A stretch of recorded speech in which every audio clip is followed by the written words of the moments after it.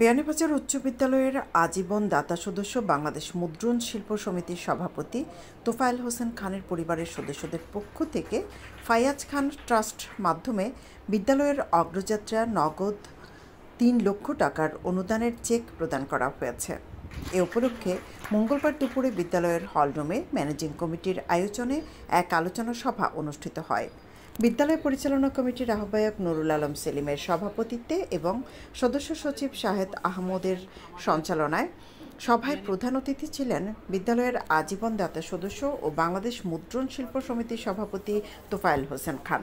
বিশেষ অতিথি ছিলেন বিদ্যালয়ের প্রধান শিক্ষক আব্দুল হাই, উপদেষ্টা সদস্য Ahmed Mohsin Babar, Beanibazar chemist and druggist সমিতির সভাপতি আব্দুল কুদ্দুস, বিয়ানীবাজার গণদাবি পরিষদের সাধারণ সম্পাদক Joynul Abedin, Beanibazar cancer and general হাসপাতালের ম্যানেজার অলিউর রহমান, বিদ্যালয়ের উদ্যোক্তা সদস্য জয়নাল আবেদিন, রোটারিয়ান হাসান আহমদ ও ইমাম হাসনাত সাজুসহ আরও অনেকে।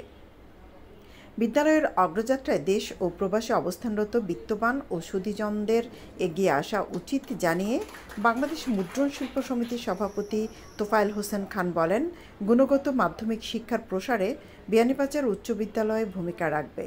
আমি আসলে স্কুলে এসে অত্যন্ত আনন্দিত। খুব অল্প সময়ে এটা বাংলাদেশের জন্য একটা ইতিহাস যে জায়গা একটা ব্যয়বহুল জায়গা কিনে স্কুল শুরু করা হয়েছে এবং ছাত্রছাত্রীদের সংখ্যা অনেক বেশি। আমি আশা করি এটা কারিকুলাম এবং এক্সট্রা কারিকুলামের মাধ্যমে এখানে খুব মেধাবী ছাত্রদেরকে জাতির কাছে উন্নয়ন উপহার দিবেন এবং আমরা আমাদের দায় থেকে আমাদের অবস্থান থেকে স্কুলের সার্বিক উন্নয়নের সকল ক্ষেত্রে আমাদের আন্তর্জাতিক সহযোগিতা থাকবে। আমরা আরও যারা সমাজের বিত্তবান আছেন, ঢাকায় প্রতিষ্ঠিত আছেন, সিলেটে আছেন, তাদেরকে এই স্কুলের উন্নয়নে সম্পৃক্ত করার জন্য আপনার চেষ্টা করব। স্কুলে আমাদের ক্রমান্বয়ে বাণিজ্যিক এবং বিজ্ঞান শাখা খোলার উদ্যোগগুলো অলরেডি আজকে বলছেন যে নবম দশম শ্রেণী খোলার পরে বিজ্ঞান বাণিজ্যিক শাখা খোলা হবে। এরপরে পর্যায়ক্রমে আমরা যতটুকু উন্নয়ন করা যায়, যেমন আপনি জানেন বর্তমান সরকার খুব গুরুত্ব দিয়েছেন ক্লাস নবম দশম শ্রেণী থেকে কারিগরি শিক্ষার জন্য, কৃষিভিত্তিক প্রতিষ্ঠানের জন্য। এগুলো আমরা পর্যায়ক্রমে চিন্তা করব, যতটুকু এই অঞ্চলের মানুষকে যত সুযোগ দেওয়া যায় তার সর্বোচ্চটা আমরা উজাড় করে চেষ্টা করব। বিদ্যালয়টি প্রতিষ্ঠার পর থেকে দেশ ও প্রবাসের সৃজনশীল ব্যক্তিবর্গ এগিয়ে আসায় স্থায়ী ক্যাম্পাস সহ স্বাভাবিক পাঠদান কার্যক্রম পরিচালনা সম্ভব হচ্ছে জানিয়ে সচিব শাহেদ আহমদ বলেন, সবার সহযোগিতায় অল্প সময়ের মধ্যে বিদ্যালয়ে আজকের পর্যায়ে পৌঁছেছে। দাতা সদস্য জনাব তোফায়েল খান সাহেব, উনার পক্ষ থেকে, উনার পরিবার পক্ষে ফায়াজ খান ট্রাস্টের পক্ষ থেকে বিয়ানীবাজার উচ্চ বিদ্যালয়ে 3 লক্ষ টাকার অনুদান প্রদান করলেন।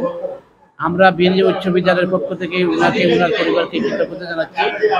উনাদের এই অনুদান আমাদের বিয়ানীবাজার উচ্চ বিদ্যালয়ের ছাত্রদের কল্যাণে, শিক্ষার কল্যাণে ব্যয়িত হবে।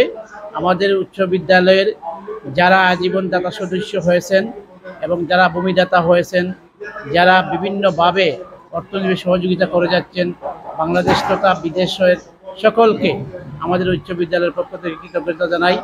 আমাদের এই উচ্চ বিদ্যালয়কে অগ্রসর করে নিতে সকল মানুষের প্রচেষ্টা থাকবে।